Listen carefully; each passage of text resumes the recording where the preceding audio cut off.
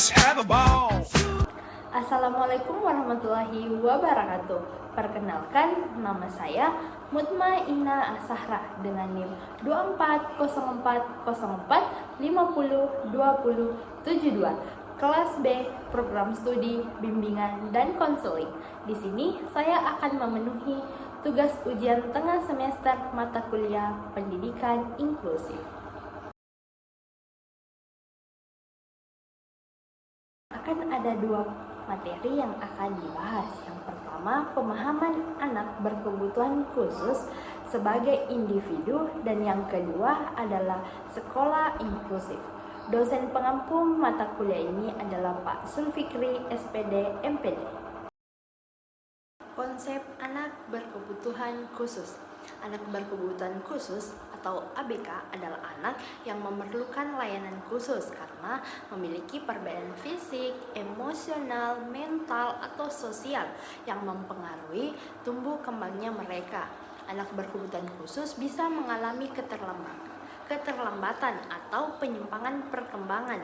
WHO menyebut kondisi ini sebagai impairment, disability, dan handicap yang mempengaruhi kemampuan mereka menjalani aktivitas normal.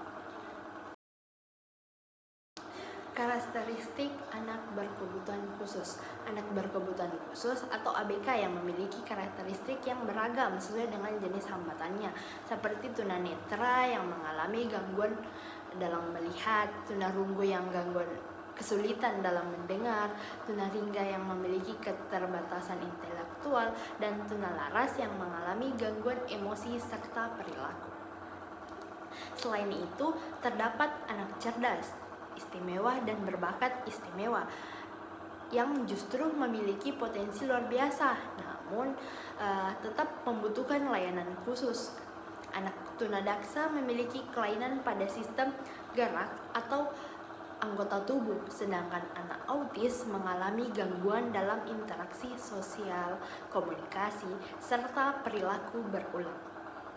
Tunawicara mengalami hambatan dalam berbicara akibat gangguan alat bicara atau saraf terkait. Dan anak dengan ADHD cenderung kesulitan memusatkan perhatian, hiperaktif, serta impulsif. Masing-masing kategori memiliki ciri khas dan kebutuhan layanan yang berbeda agar potensi mereka tetap dikembangkan secara optimal. Konsep diri bagi anak berkebutuhan khusus. Definisi konsep diri itu apa sih? Konsep diri merupakan cara seseorang memahami, menilai, dan merasakan dirinya sendiri, termasuk persepsi tentang kemampuan, nilai, serta pengalaman pribadi.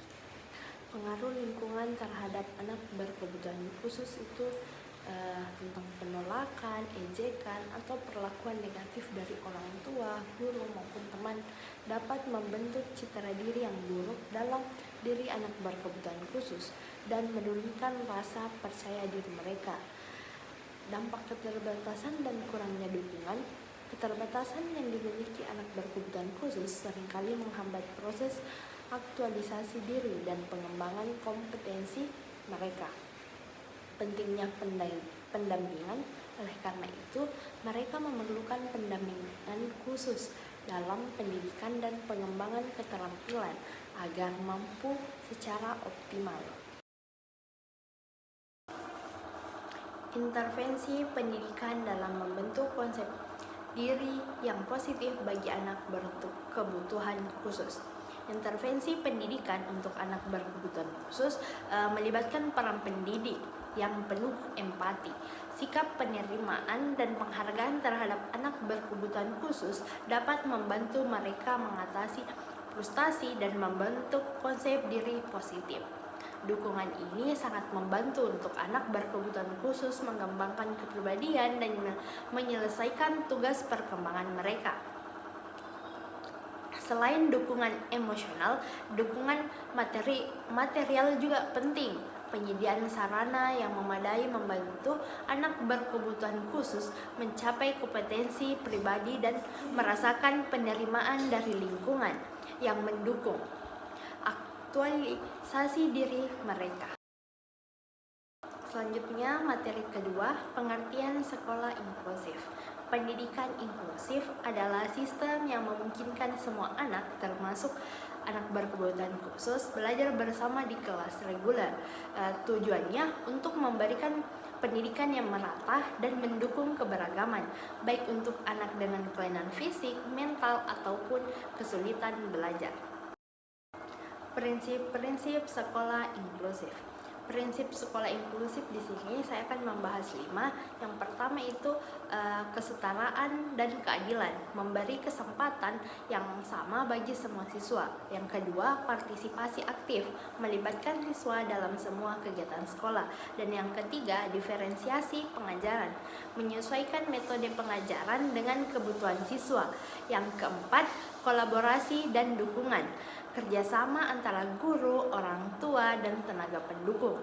Dan yang kelima, pendidikan berfokus pada kebutuhan siswa, menyesuaikan pembelajaran dengan potensi setiap siswa.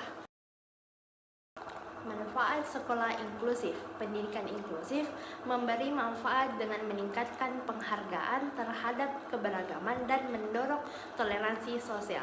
Bagi siswa berkebutuhan khusus, ini membantu mereka merasa dihargai dan lebih percaya diri.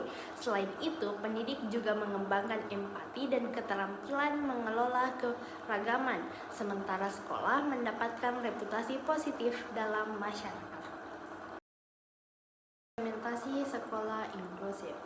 Implementasi pendidikan inklusif di Indonesia didasarkan pada dokumen internasional seperti Deklarasi Hak Asasi Manusia dan Konvensi PBB tentang Hak Anak. Meskipun data anak berkebutuhan khusus belum akurat, diperkirakan ada sekitar 4,2 juta anak yang membutuhkan pendidikan inklusif. Meskipun sudah dimulai sejak 1980-an, pelaksanaan pendidikan inklusif di Indonesia masih menghadapi tantangan terkait sumber daya dan pengetahuan guru. Model yang diterapkan meliputi kelas reguler dengan atau tanpa penarikan anak berkebutuhan khusus untuk pembelajaran tambahan. Tantangan dalam implementasi sekolah inklusif. Implementasi pendidikan inklusif di Indonesia menghadapi tantangan seperti kurangnya data anak berkebutuhan khusus yang akurat, terbatasnya sarana, dan kurangnya pelatihan untuk guru. Sekolah perlu menciptakan lingkungan yang mendukung perkembangan sosial emosional anak berkebutuhan khusus dan memberi kesempatan bagi anak non-kebutuhan khusus untuk belajar berempati. Aku gak suka belajar sambil duduk. Aku suka jalan-jalan, tapi aku suka belajar. Angkat pusing lebih asik menggambar. Setiap anak berhak memperoleh pendidikan tanpa perbedaan, termasuk anak dengan disabilitas. Aku tutup kuping, bukan gak mau dengar sama bu guru, karena aku gak tahan dengar soal teman-teman yang ribut. Aku kurang suka pelajaran matematika, aku lebih suka membaca sama main basket.